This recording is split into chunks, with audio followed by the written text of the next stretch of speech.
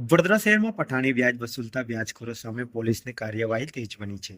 JP road police સ્ટેશનમાં નોંધાયેલા ગંભીર ગુનામાં ક્રાઇમ બ્રાન્ચે પઠાણી વ્યાજ વસૂલતા સોહેલ વડોદરા શહેરમાં પઠાણી વ્યાજ વસૂલતા વ્યાજખોરો સામે પોલીસની કાર્યવાહી તેજ બની છે. જેપી રોડ પોલીસ સ્ટેશનમાં નોંધાયેલા ગંભીર ગુનામાં ક્રાઇમ બ્રાન્ચે પઠાણી વ્યાજ વસૂલતા સોહેલ નસીમ મોહમ્મદ સૈયદ અને તેની પત્ની તમન્ના સોહેલ સૈયદની ધરપકડ કરી છે.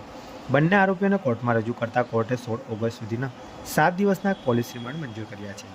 મળતી માહિતી મુજબ વર્ષ 2024 દરમિયાન ફરિયાદીને તાત્કાલિક નાણાંની જરૂરિયાત ઊભી થતાં સોહેલ સૈયદે તેને ₹3,22,00,000 વ્યાજે આપ્યા હતા.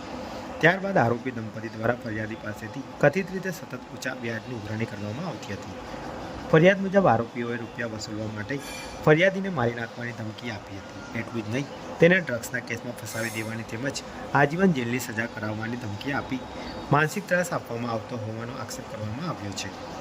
ફરિયાદીએ આરોપ લગાવ્યો છે કે ₹3 લાખની સામે અત્યાર સુધીમાં આરોપી દંપતીએ વ્યાજ પેટે આશરે ₹12 લાખ જેટલી રકમ વસૂલ લીધી હોવા છતાં ઉઘરાણી ચાલુ રાખવામાં આવી હતી. પોલીસ તપાસમાં સામે આવ્યું છે કે આરોપી સોહેલ સૈયદ સામે અગાઉ વડોદરાના વિવિધ પોલીસ સ્ટેશનોમાં આશરે 7 ગંભીર ગુનાઓ નોંધાયેલા છે, જેમાં હત્યાની કોશિશ, રાયોટિંગ, ધાડ, ઠગાઈ તેમજ ગુનેગારોને ભગાડવામાં મદદ કરવા જેવા ગુનાઓ સમાવેશ થાય છે. હાલ સમગ્ર મામલાની તપાસ ક્રાઇમ બ્રાન્ચ દ્વારા કરવામાં આવી રહી છે.